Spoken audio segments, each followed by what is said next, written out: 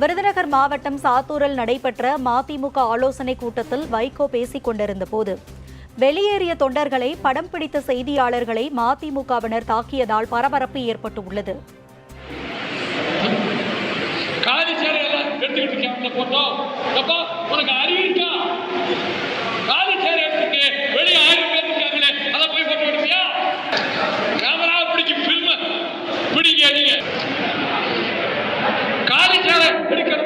காலி